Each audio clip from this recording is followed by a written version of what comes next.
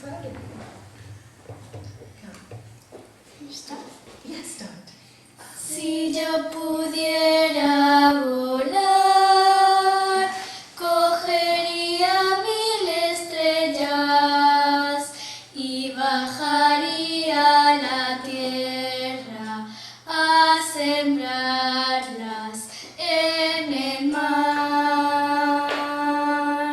Si yo pudiera parar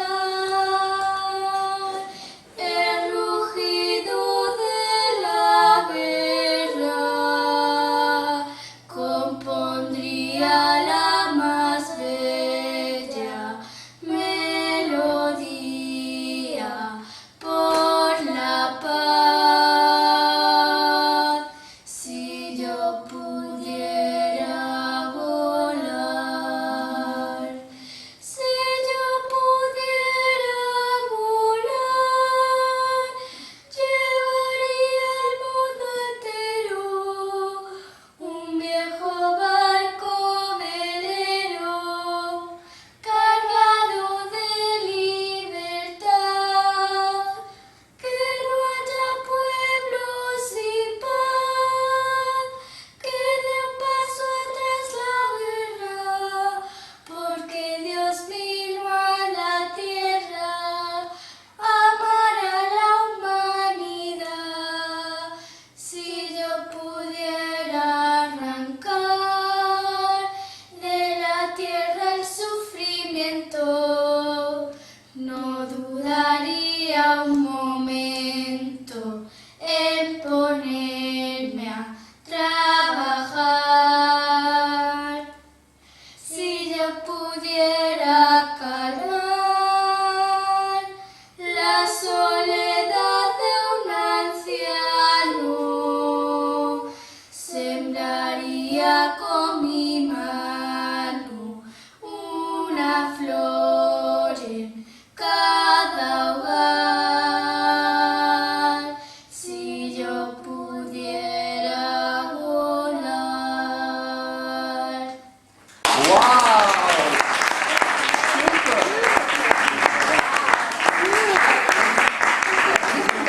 Wow, you were good. Wonderful. Super. Thank you. It was so Very good. I'm trying Wow. to train them not to be fearful. So, They do a great job. Wow. thank you. They got good voices. Wow, don't they? incredible. Yeah, they got good And the part where they voices. split. Super. Wonderful. I know. You should hear them sing Adele. They See? sing her song. What's her song? Just the way. Someone Like You. Someone Oh, like that's my favorite. I love that one. So do I. Yeah. It took a lot for them to come here. Next time we'll prepare that one, should I? I just, they've been gifted with these voices, you know, and they sing quite a lot for me all the time. Say, Granny, but you know, we're embarrassed. So thank you for listening. Well, it was not you. Well, it was the other way around. So, So concentrated. Wow. yeah, they just focus. That's You know, it, they're that's not it. interested No, in no, no, no, anything no. else. In fact, they get worried about seeing people's faces because Yeah. then they feel like laughing. Yeah, So they're totally like focused on the sound and the music. it shows. And yeah, they're just Wow. totally inwards, yeah. So that's in a way good if they can learn to do that at this age. Because most people are concerned outwards and then they worry what people think, and so they go inwards. And now they have to accept. The next step is that they have to grow comfortable with outwards. Most of us try to be comfortable with outwards first. Yes. Yeah? And we can spend an entire life doing that, never get comfortable inwards. In their case, they're comfortable inwards. Now they have to learn to be comfortable outwards. That's They the have the next time. one. Yeah. In time, they will. They It's will, all they will, balance, yeah, right? yeah. All our life is about balancing who we are, what we're capable of doing, and how to transcend our fears. And you know, why are we worried about outside? Like my granddaughter said it very clearly. You know, Granny, when somebody looks at me and does like this in the audience, I just want to burst out laughing. And then then I'll ruin the show. So I said, you have to learn non-attachment to somebody doing this or making funny faces to you. You have to learn non-attachment to that. Anna, please come in. So, where are we, Shanti? Yes, page 64, sloka 24. Thank you. So you see how non-attachment comes in. A lot of people think non-attachment means that you don't care about someone or something. But really, non-attachment means that you don't get attached to things that you think that are going to affect you emotionally. These things happen. People are going to wave. People are going to talk. People are going to gossip. They're going to love you one day. They're not going to like you the next day. They're going to think you're wonderful. They're going to think you're horrible. This is life. So non-attachment to that. And attachment to the highest good you can do. You know, my master always says, you know, everyone says, I want to become detached. They haven't understood it. Don't worry so much about being detached from the world. That will happen automatically anyway. People die. You don't even, people leave. You don't have to worry about detachment so much. Worry about what you should be really attached to, that which stays with you forever. Your spirit. And that spirit is love. And that love is unconditional. So once you learn that that love is unconditional, you move in the world with love, and irrelevant of what you get back in return, you still love. It doesn't change that. You got it? Doesn't change that strong, unconditional love. And that's real non-attachment. That's why when you see all these great saints and sages, what do they show you but love, right? Why do we fall in love with these people? Because they love all. There's no separation in their love. The disciples might separate and tell you this is wrong or right, but the actual masters will never separate. They will always look at everything as one. Sorrow, joy, you know, even when my master used to get angry, I mean, he didn't really, but I remember one of his students was very rude to him one time in my home, and he was talking to me and my husband was going, she's really rude. And suddenly he said to her, shut up. I've never heard him speak like that, you know. Shut up and get out! Get out right now! And she left the apartment, and you know, we were all shaking, not used to him shouting so loud in that language. And he just burst out laughing. He says, what can I do? How are we going to get rid of her? Otherwise she's going to keep going and disturb everybody's peace. And he was so right. He was so right, you know, so no fuss. She's going to disturb everybody's peace. Tell her to go and that's it, you know. And another time, I remember I was in the ashram, and he was, there was a Saturday night satsang. Lots of people come on Saturday nights from all over America and all over the world. So he was giving a talk, and one of the people that had to introduce all the events of the night was speaking in a very childish manner, you know, like a child, and giggling, etc. So he's patient, and she was going on and on and on, and you could see everybody was like, you know, come on, we want to hear him, we don't want to hear this. And suddenly, and she wouldn't get the message by people shifting. Learn to be aware. When people shift, when you're on the talk, time to finish the talk, okay? So she wasn't aware, and suddenly he says, how many years have you been doing this? And she goes, I don't know, 5 or 6, I don't remember. And he goes, don't you think it's about time you stop speaking in that childish voice? You don't have to go on and on. People are not thick. You know, they're not dumb. You can tell them one time and they will learn. Because it's just introducing something. Do you know, everybody in the audience rose. And after the satsang, some people came to me and said, oh, he was so rude, he embarrassed her. But I seemed to understand where he was coming from. And I said, you watch. This girl will change for the rest of her life for better. He must have told her all the 6 years over and over and over again, and she probably didn't hear. And then by embarrassing somebody sometimes, they change, you know? And that's exactly what happened. A few years later, I went to the ashram, and she was still doing the introduction brilliantly. But he didn't care what people thought of him. Some people thought he was wonderful, some people thought, oh, he's horrible, you know, I've come all the way to see this master. And I was watching it all, you know, and he was not, like, bothered. His interest was getting the best out of her, making her excel. And he managed to do that. And I've watched him in my lifetime do that with many people. And, you know, sometimes you need that shock to exhale. You know, I push Shanti. I've done it to her in the past. I remember we had the Sevilla retreat, and she was after fame, all the time after fame, and interested in what people think about her. And I told her, you know, in front of everybody, right? I said, Shanti, why do you want to be famous? Don't you know you already are? You know? You don't have to try so hard to win people and make people love you, because the more you try, you know what happens with you. The worse it gets. People start talking about you. So I told her, and I said, you know, you try to be famous, you try to get into all these things. In the end, fame, fortune, everything leaves you. Just enjoy who you are. She got so angry with me. But you know what? Now she's really dropped it, and now I tell you she's really famous. For the right things. For her good heart. For her good heart. So, and I think, and she always wanted to be a famous singer, and guess what? Now people are asking her to sing at their lessons. And while she was trying, no luck. So, you know, when you let go, you don't force the issue. If you were born to sing, the gods will make you sing. You just do your best. You work hard on your voice. You work hard on yourself. But don't look for the fame, because you can be disappointed. And you can try too hard, and people, the souls, can feel this, you know, this forcing. You know, when you force something to happen, it's not meant to happen. You can feel it.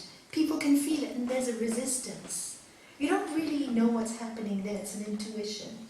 But then when the person lets go, all of a sudden the soul wants to love them and serve them, and the universe wants to give them everything. It's just odd how that works. And I've watched it. It's really interesting to watch people, and she's so generous with me. She doesn't mind when I tell her story, because she realizes that it can help others who have faced the same desires. I mean, fame for her was a huge desire. Huge. That it took over her mind. And you know, when you have a huge desire that takes over your mind, you have no peace till you get it. And really, if you don't have the peace, what's the point of living on this earth? We live here because we want to enjoy every day, not something in the future. Yes, we plan for the future. We should. It's intelligent to. It's very intelligent to plan. But remember, man proposes and God disposes.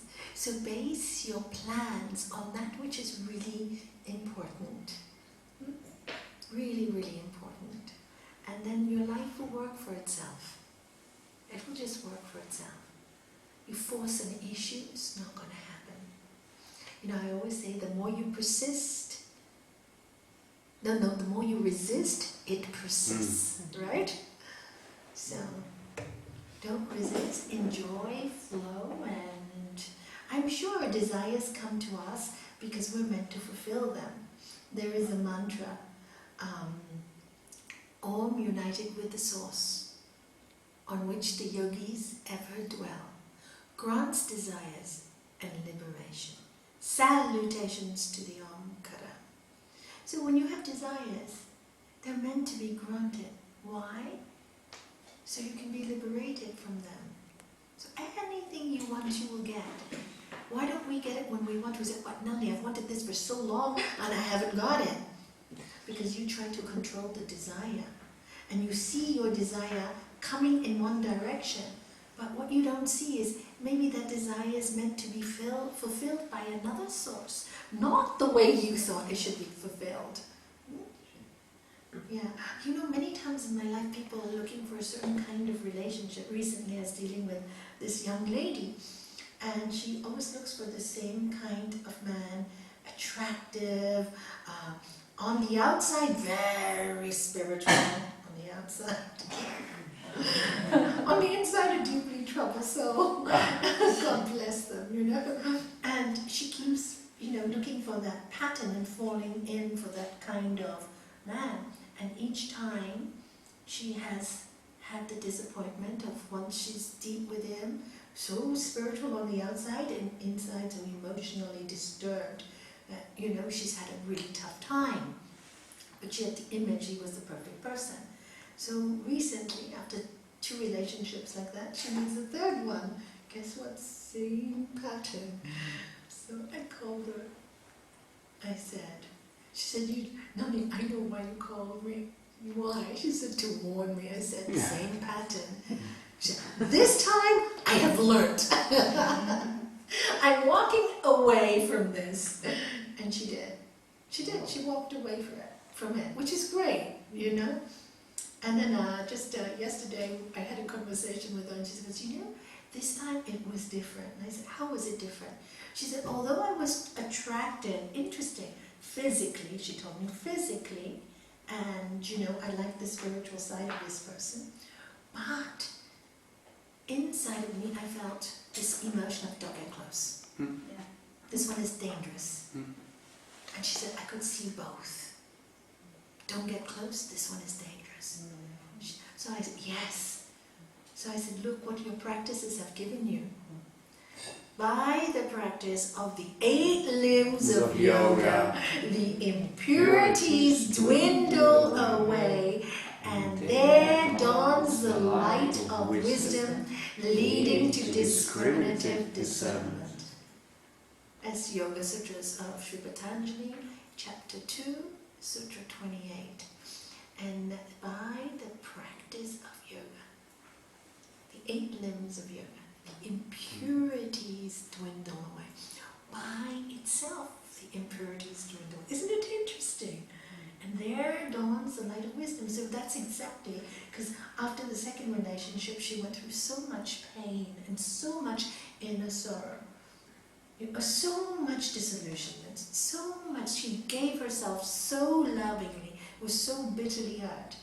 And all that pain that she's gone through, she decided, I'm not going to dwell in sorrow, he's hurt me enough, and started to practice on her spiritual self, her life. She went and got a good job, good 9-to-5 job, solid, worked hard, loves her job, and meditated, working on her spirit, studying her sutras every day. And so, by doing all that, she developed discriminative discernment. Interesting. It really works, It's kind of magical.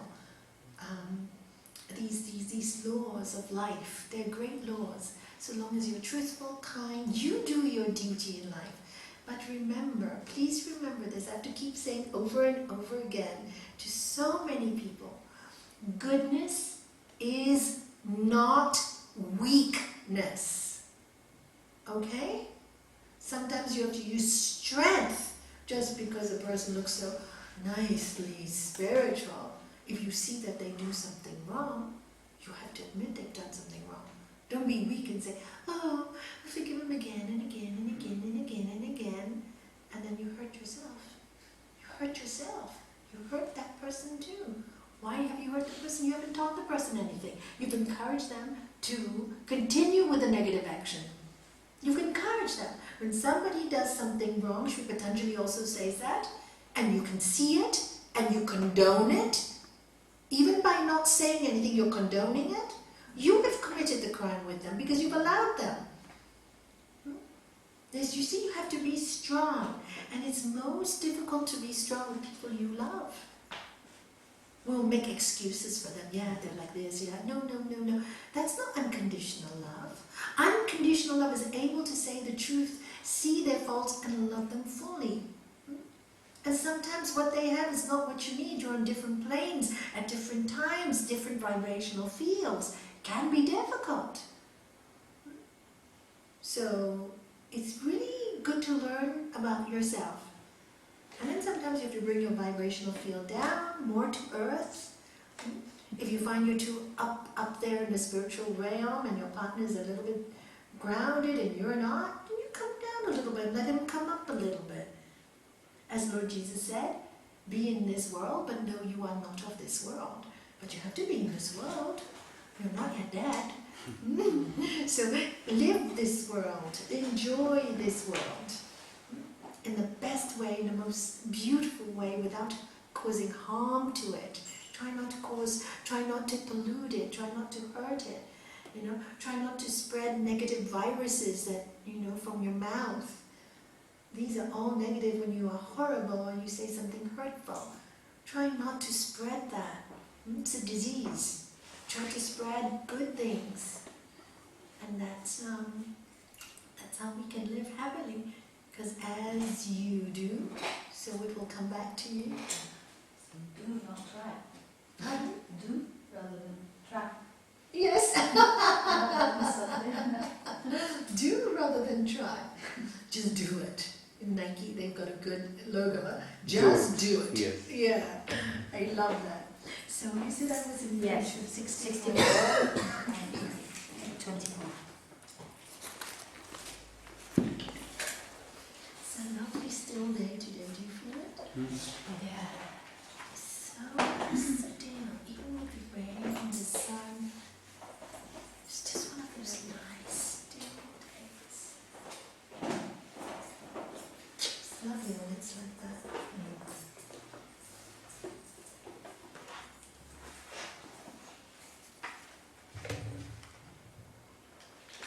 Okay, 24 did you say? Okay. I'll go to 23 because it'll make sense for the newcomers. When you let go all attachments and experience liberation, every time it comes to the right one, doesn't it? When you let go all attachments and experience liberation, your mind becomes absorbed in the truth. Then everything you do becomes a sacrifice, and all your karmas melt away. When you let go all attachments and experience liberation, we spoke about that. Your mind becomes absorbed in the truth. Then all you see is that which is truthful. Because that is what is. Naturally, you don't have to struggle to see the truth. You will just know. You know, like I told you, that girl just had this instinct. Stay away. You know. And that instinct becomes stronger. You get absorbed in the truth. And that's like our protection. Then everything you do becomes a sacrifice, and all your karmas melt away. When you're living in the truth also shows you that we're all one, and not to fear the differences in the oneness, not to fear the one in the oneness. So you will, every action you do will naturally be to serve the universe. Naturally, you don't have to try. You just, for example, you know, when I first started yoga many years ago, I used to bugs, any bugs. You know, I was a city girl, brought up in Hong Kong, you know, lots of maids, best of everything. So I used to be really frightened of anything spider, bugs, scream, help! The maids would come, take it away. So of course, one of the benefits was with this practice is after a while, they're no longer bugs, you know. I start to love them. And I remember the first time I picked up a little spider. I don't think I can do a big one yet. I haven't tried, but I don't think I can yet. I picked up a little spider in my hand and I showed it to my husband. He said, "Oh my God, you've really changed. You would have screamed the house down before when you saw a spider in a corner." And that was such a nice feeling of liberation. You know, it was like I felt liberated. And now anybody who lives around here, you know there are bugs everywhere in the house, and the moths live in your bathroom, and you know, you want to kill, you can't anymore. You can't kill them. You know, I have a bug catcher. Do you have a bug catcher? Get it from Amazon, it's brilliant. It's like a little vacuum, long tube like this. You press it, it vacuums the bug, you close the top, and then you let it out in the garden. So you don't kill, because you have to get rid of them from your bedroom sometimes. It's really good. Amazon sells it. I think it's about 16 euros or something, worth getting.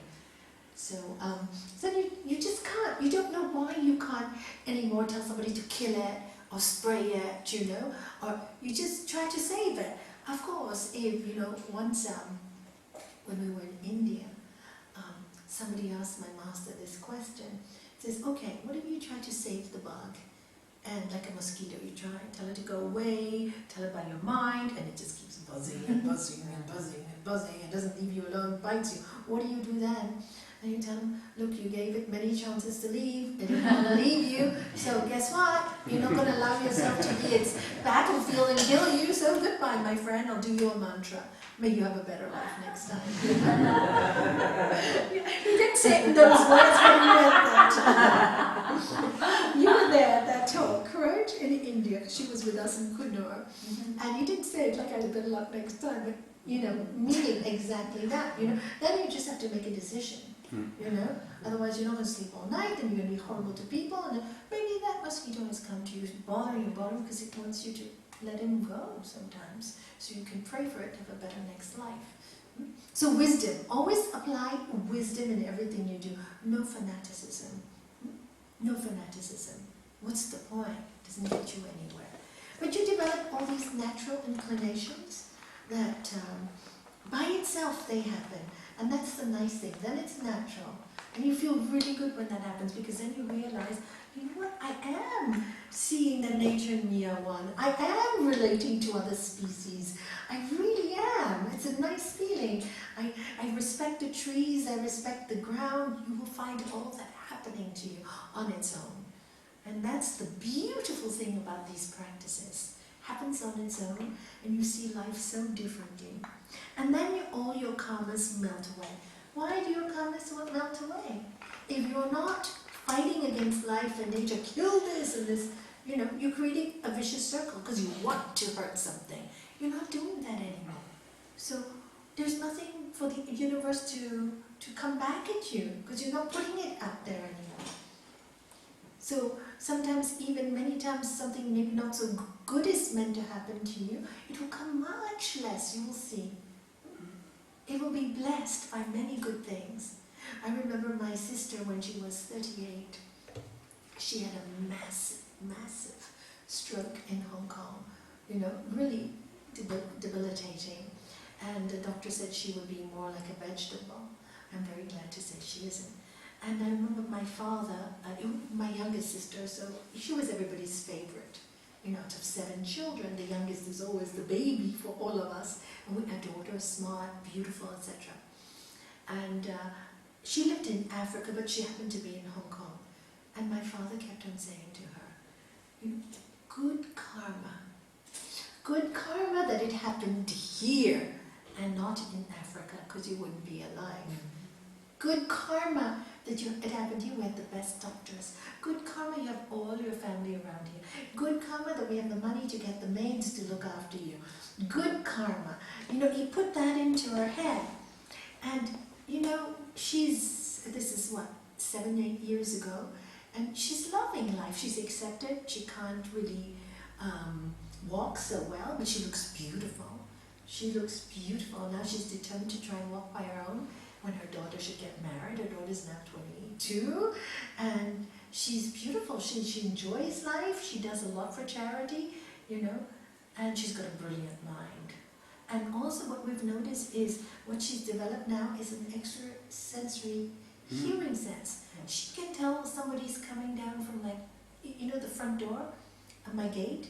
She'll be able to hear footsteps from there, from here, kind of thing. She's developed that. She'll say, oh, Mom's coming. I said, no, she isn't. She's going to be at the door in 1 minute, and you see Mom. But that was from downstairs. How did you hear that? Our house is very big and noisy. So she developed some kind of gifts on the way.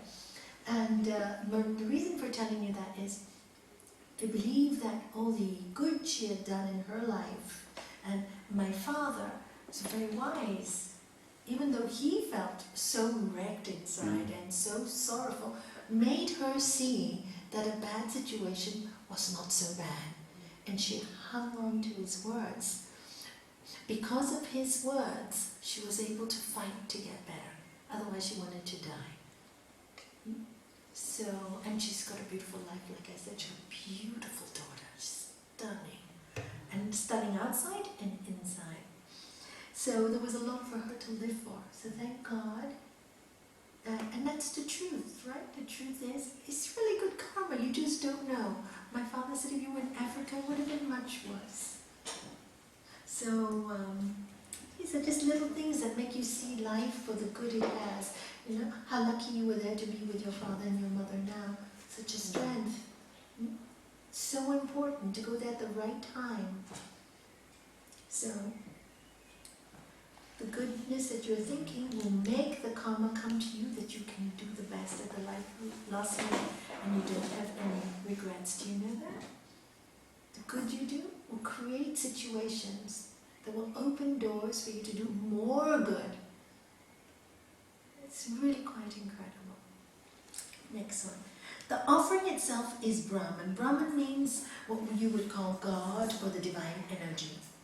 The oblation is Brahman. Oblation is what you know when you offer something, like in a Hindu ceremony, sometimes we offer we have what we call a havan, a fire, and then we offer rice, it's representative of burning away your negativity or things like that. You offer, and it burns, is Brahman. Which is offered by Brahman into the fire, which is offered by Brahman. So the person who is offering is also Brahman. The one who sees nothing but Brahman in all that he does certainly realizes Brahman. In other words, saying everything is divine. Everything comes from what we call God. It's all one. You think you are offering something, but you are divine yourself. The offering is divine. The altar is divine. It's all divine. It's just energy flowing. It's just energy flowing. And if you can see all that very clearly, you will realize the truth. So sometimes when you're a little disturbed by life, and you're disturbed by things, just think, it's all divine, it's all divine, it's all divine, so that you maintain your equanimity of mind, you maintain your peace.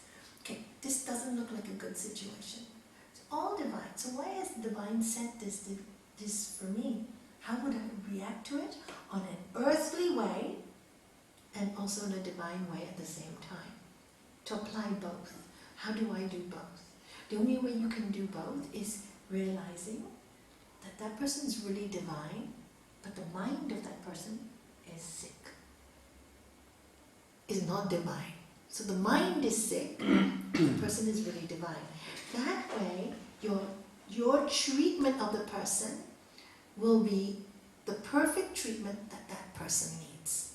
So if that person needs compassion at that moment, you will offer compassion.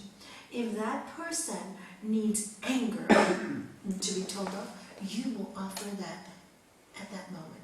But you will do what is best for that person, not what is best for you to look like a good person or a bad person. Irrelevant. But what is best for that person. You got that? That's the difference. And because you're doing everything, as it said early on, as like that means your every action is already a sacrifice. Already, naturally. The Western world, we think of sacrifice and we think it's really unpleasant. But when I study all these scriptures, sacrifice is very beautiful. It's really very selfless. It's beautiful. And it's natural.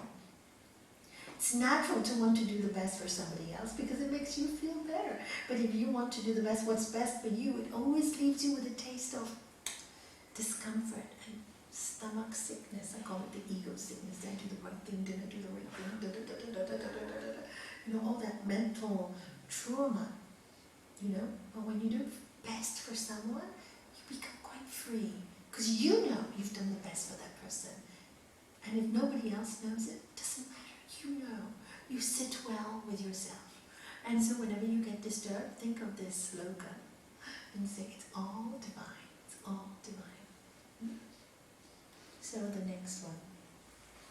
Some yogis make sacrifices to the gods and angels, while others offer their very selves as a sacrifice to Brahman. Many people like to, pray to gods, like you see in the Hindu tradition, Catholic tradition, etc. And angels, when you talk to angels. While others offer their very selves as a sacrifice to Brahman, while others just act it, just live as angels. Just live the way and offer every action to God, because didn't he say early on that we're all that? So there's no separation. Make yourself, Swami Chinmayananda always said that we should, as human beings, aim to be supermen and superwomen. And we sell ourselves short by thinking we can't do that. And then from there, we will elevate ourselves, our souls to angel status or whatever status. It will do it by itself. Our aim should be to make ourselves superhuman beings, the best we can. That's our job. So, and this is more or less saying that as an offering, some restrain their senses, such as hearing, tasting, seeing, while others sacrifice sense objects, such as sounds, etc., that otherwise would be enjoyed by the senses. What he's saying here is, this is the way different people have different ways of serving the divine energy, or what they call sacrifices. So he's saying some people will restrain, like Lent, you won't have something for 40 days. Or you will go and say, this week I'm going to go on a detox, or I'm going on a fast, but for the highest good. Or I won't listen to loud music for 1 week, and I will just restrain my hearing and only hear good things. Have you ever done that? It's really powerful practice. Maybe one day we will do 1 day of silence here, workshop. Just practicing silence. And no music, no sounds, just maybe I just introduce you to a concept, silent, walk on across, silent, just spend the whole day, silence, close, meditation. Really quite incredible to be in silence, it's wonderful. So he's just saying different ways of getting to know the divine within you. And motivated by wisdom, still others offer their senses and vital energy as a sacrifice in this form of self-restraint. Other people will, say they want to be monks, and the vital energy is your sexual energy, and they'll decide that's what they want to do.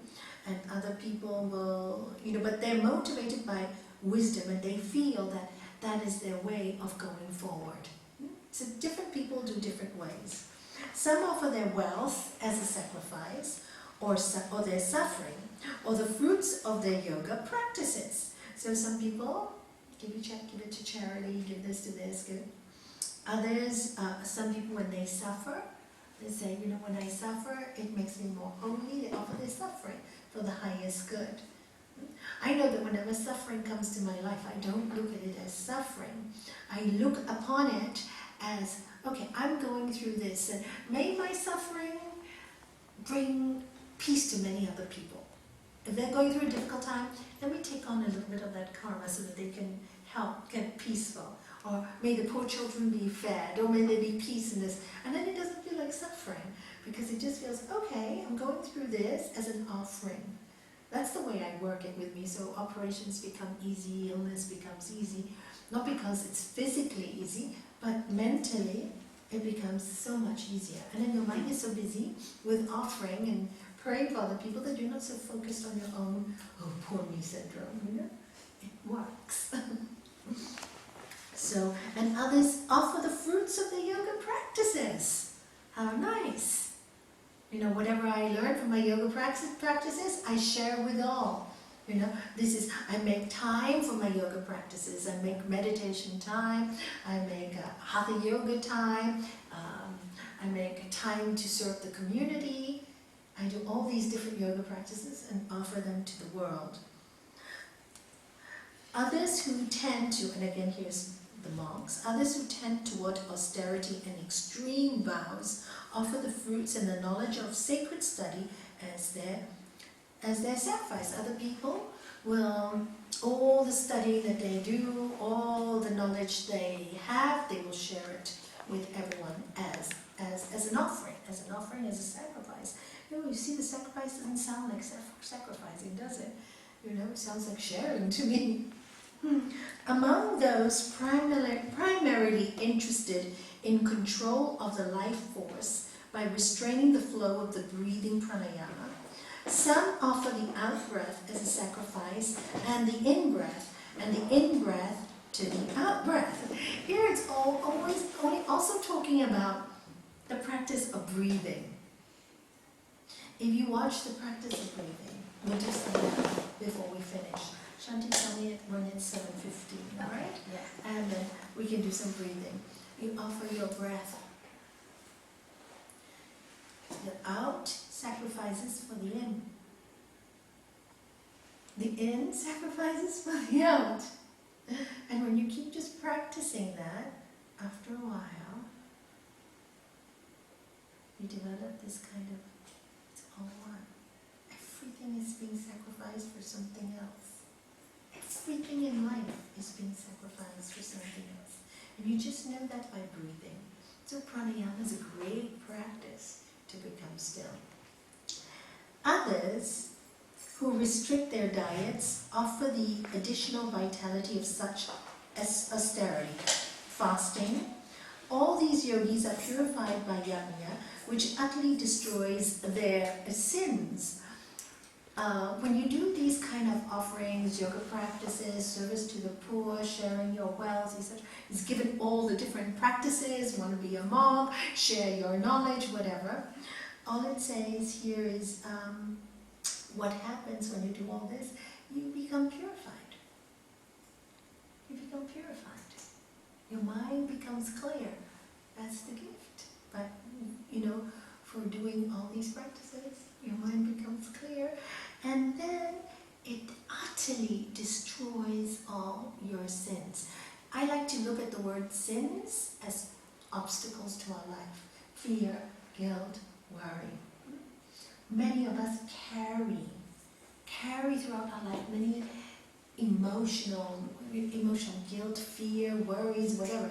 We carry it from many, many lifetimes. But when you do these practices by themselves, they all get destroyed. They get destroyed. Utterly destroys them. For me, these are the obstacles, and this is sin. Sin for me is staying away from total peace. That is what it's saying there. The next one. The world and the world to come are for those who sacrifice. Those who partake of what remains of the sacrifice go to Brahman. Again, it's just repeating this more or less the same thing, In many ways do people sacrifice on themselves and reach God. Each sacrifice is according to their karma. Understand this well and you will be free. Now this is really important. In many ways do people sacrifice of themselves and reach God. Each sacrifice is according to their karma. Understand this well and you will be free. What is it saying here? We are all very, very different. And our manner of sacrifice, our manner of service to the world, our manner of practice, our manner of reaching our divinity will be different. So understand what may be right for one person may not be right for you. For example, I'm born Hindu, but I'm all traditions and no traditions, right? Myself. So, for example, my tradition is you've got to do full moon prayers and do this prayer and do that ritual, and if you don't do this ritual, many people say you're not lucky. This is the Hindu tradition. You've got to pray Lord Shiva these days, Parvati these days, this one, this. It's just the way it is. It's all very beautiful. But my way is very different. Like my mother will say, oh, it's full moon today, you should be vegetarian. Mom, I'm vegetarian all the time. I don't need to remember if it's full moon or not full moon. Oh, you should be meditating, praying more. You do this ritual. Mom, I'm praying all the time. This is my way inside, But many people are so scared to be different from their tradition. So, oh no, we have to do it, and we've got to do it.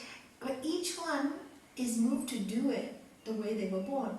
Now, I look at my mother with all her rituals and all her prayers, and it works beautiful for her. She couldn't meditate like me. She couldn't. She'd go crazy. She couldn't stand it. But her way of all the rituals, doing the full moon prayer, bathing the gods, doing them every single day, because we have a big prayer room at home. That's perfect. She gets there. That's her way. In the past, when I was young, I was, rituals, what a lot of nonsense, da-da-da. See, I was not understanding. Now I see that's their way. And it's beautiful, because that's their way. And they can reach God that way. Me saying it wasn't right was totally wrong. And my practices made me see very clearly that everybody has their own method. And what may be right for someone may not be right for me. So then you also gain the strength and the courage to follow your spiritual path and not be influenced by anybody else. Because if you are influenced by somebody else, then you are walking their talk, not your own talk, not your own walk. And you will never feel comfortable with that. So if you love rituals and other people tell you, nobody does this anymore, don't listen, go. Many people tell me, I'm a Catholic. Nalanie, I don't like to go to church on Sunday, da-da-da-da-da. So I asked them, I said, do you love Lord Jesus? Yes. Do you love the Mother Mary? Yes. So why are you depriving yourself? Go to church. You don't have to go on Sunday. You can go Monday, Tuesday, Wednesday, Thursday, Friday. You don't have to go to Mass. But go because you love it. Why are you not going? Because of all the other people.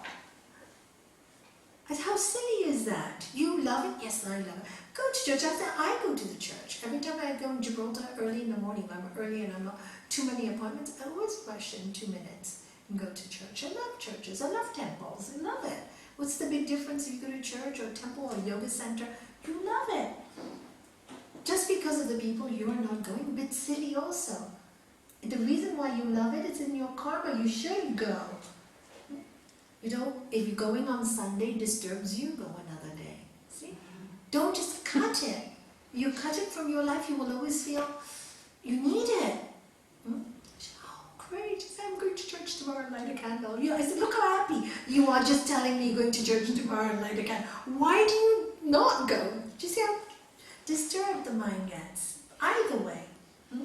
And others, I have to go to church every Sunday. I have to go to church every Sunday. Don't you know it's a sin if I don't get troubled to go to church every Sunday? I don't really want to go.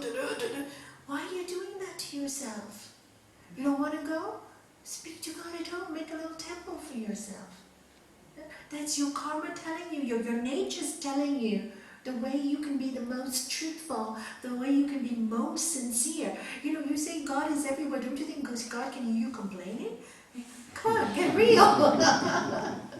Who are you fooling? Who is listening? You are listening to your own voice. Can't you hear what you're saying? Who are you kidding? Can't kid anyone. And this is so interesting to watch.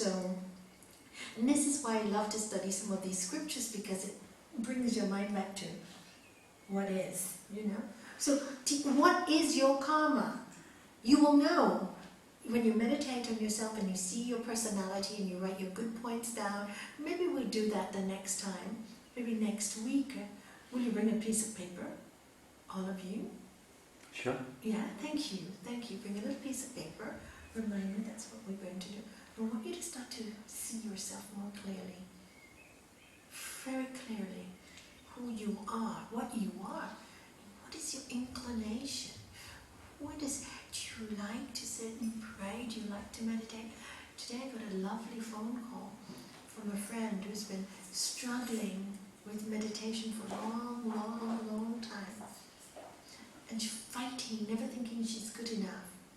And she finally had the breakthrough. You know what the breakthrough is? Why am I struggling so much? Isn't it supposed to be enjoyable? So if you can't sit down and beat yourself, I've got to sit here for half an hour and getting agitated. No way. Look at just look at the flowers, see the beauty. Isn't that meditation? And then by itself, you will just want to meditate. We've seen that in Turkey, really. Every morning, she's not here, and she goes to the beach, 2 hours, sits by the beach, naturally, with such love, because that's her inclination. That's natural for her. You ask me to go to the beach, 6 o'clock in the morning, I'm freezing. I prefer my garden. I prefer my bed where I just sit up. nice and cozy and I really can do 2-3 hours. But get dressed, go and freeze, I'll be thinking how cold I am. That's my inclination. You know, I admire that she can do that, but I know that if I did that, I'd disturb my peace. Why would I want to do that? So admire those who can do that. This is my way. I sit up and I do it really well. So you get to know yourself a little better and what's good for you. And probably if Dada to do it in bed like I do, she'd probably fall asleep. Many people do. They can't do it, they have to get up, wash their face, go out there in the cold air and then they can meditate. Everybody's different. So it's really nice to realize that. And then your practices become so rich. It becomes so rich. And here it says, giving knowledge is even better than giving wealth, Arjuna, because all other sacrificial actions lead to the attainment of knowledge. Giving knowledge is even better than giving wealth, because everything else comes from knowledge. And you know, I remember many years ago when I first took my Raja teacher training course in the ashram, I had a teacher called Swami Karunananda. And somebody asked her the question, you know, what's the point of us studying all these spiritual things in this course? Shouldn't we be out there in the world and serving the poor and doing something a bit more useful? Doesn't this seem a little bit selfish, self-indulge in knowledge? And I never forget her answer. She said, with the right knowledge, you feed people forever. If you give them wealth, tomorrow they need food again and again and again and again. You don't give them that strength to build their lives. So now, with our charity SIS, we try to do projects that we, like for example in Daldale, we help to finish the orphanage, which we finished, and then let them themselves run it. Give them the knowledge. Give people the knowledge to do good, be good. Then whatever work they do in the world will be based on truth and strength. So, for example, we spread the knowledge and then other people will spread the knowledge and do more good with their knowledge. For example, now, with all these teachings, Marina, one of my students in Barcelona, has set up a charity there, Vida Hotel. Ula is working with so many homeless people in Portugal. Now they're setting up in Hong Kong. They set up, and everybody's doing their way. But what they're doing with their way is giving the knowledge of Karma Yoga. Service above self. But the knowledge is what is important. We teach people how to love each other, how to serve each other. Just give them money, but talk to them about goodness and kindness. Our motto is when we give something, we explain to them that it's given in the memory of our master who taught us that service is a wonderful thing. And many times we ask them, say, what do we need to do for you? And many times my patients tell me, oh, how much should I pay you? I said, when you become happy, you have paid me. I said, how can that be? I said, because when you become happy, you don't contaminate the world. Okay, great. Thank you, Shanti. You've got a good memory. So just finish because that goes with the other one. If you seek enlightenment from those who have realized the truth, prostrate before them, question them, and serve them. Only then are you open to receive their teachings of sacred knowledge. And here I'd like to read what Gurudev says.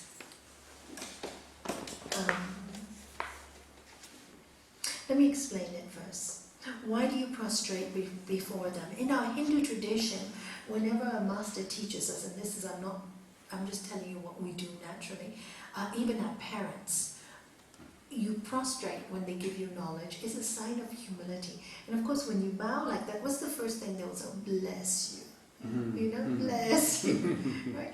And you're able to receive the blessing when you are humble enough. So prostration means, you know, inwardly. You don't have to do it outwardly. Inwardly feel, I'm grateful. Question them, because Gurudev as well says, Gurudev is our teacher, don't follow blindly. You know, you need to question to be sure. You know, are you truthful? Are you really saying the truth? Question and question and question till you become sure. Don't follow anything blindly. This is the trouble of today. That's why we have so many cults. That's why we have so many sects. Why? People following blindly. Oh, if you, for example, suicide bombing.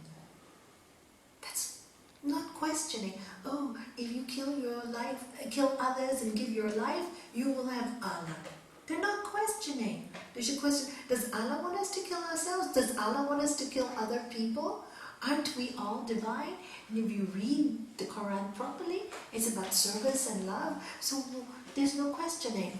Just following blindly. Religions as well. The religions are beautiful, but sometimes their leaders follow blindly. And there's no must question. So, and that's wise to question. And then service. Service is always wonderful. It opens your heart. When you serve, you receive. In Sri Guru Gita it says, service to the Guru brings highest joy. Service to the Guru brings highest joy. Why? Because when you love someone and you serve them, it just makes you happy, doesn't it? And the more you love, and this is called a Guru-disciple relationship. If you've never experienced it, it's quite something. It's like an energy flow. It's like it's like two become one. Service and love, service and love, service and love. And there's this feeling of warmth in your heart. It's quite an incredible relationship. I cannot explain it till you experience it. But that kind of experience comes when you really serve the Master. And my way was, my promise to him is that I would share everything he taught me with the world. Everything that I've learned from him. That was my promise to him. So every time I teach this, you all are helping me to keep my promise. You weren't here, I wouldn't be able to keep my promise. So that my service to him brings him closer to me. So I feel him within me all the time because I'm allowed to do this service. Even now, for example, I was in Hong Kong and they didn't plan the talk, and then last minute everybody's asking, will you do the talk? And I say, but we don't want you to work, you've come for a rest, you've just had your off. And I go, it's not work. That's my joy. Plan it, that's the easiest thing I have to do. I can fulfill my promise to my Master. And it was, everything was arranged very quickly, and we thought we would get not more than 60 people. We got 100 people, so we worried about putting more chairs and floors. It was really lovely. The atmosphere was lovely. The subject was on forgiveness. Obviously, people needed to hear about forgiveness. That's why they came. So